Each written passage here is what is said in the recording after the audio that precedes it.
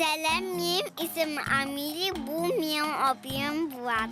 Biz ikimiz de doğup üsttük Germanya'da Şoyan TV'ni yaratıp koruyoruz.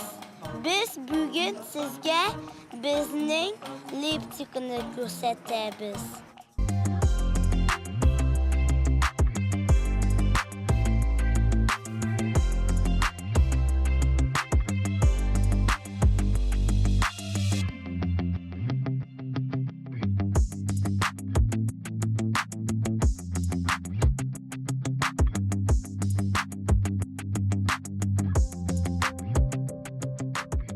Germanya'da transport bir tügel yürüyor. 3 minuttan Tangwijk-ile. Biletvanı kek avdan satıp alga, yeyse avtomatta satıp alga. Hazır kütüp durarız. 2 minut kaldı. Her tutavuşta kartı hem tügel şeget ve ne yazgan.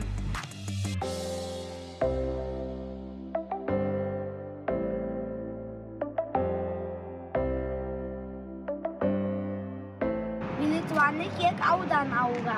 Tramvayda konduktöre yok.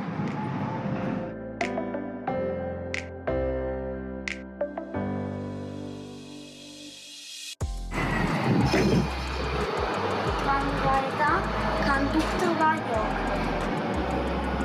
Biletvanı kek avdan alga. Yeyse avtomatvada.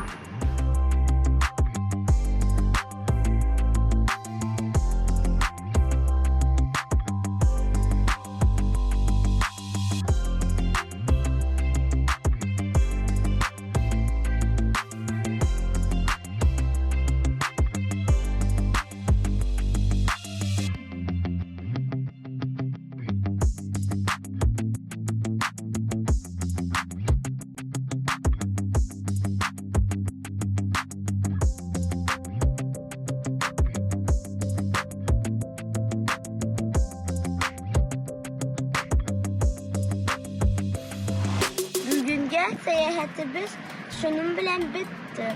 Sağ olun.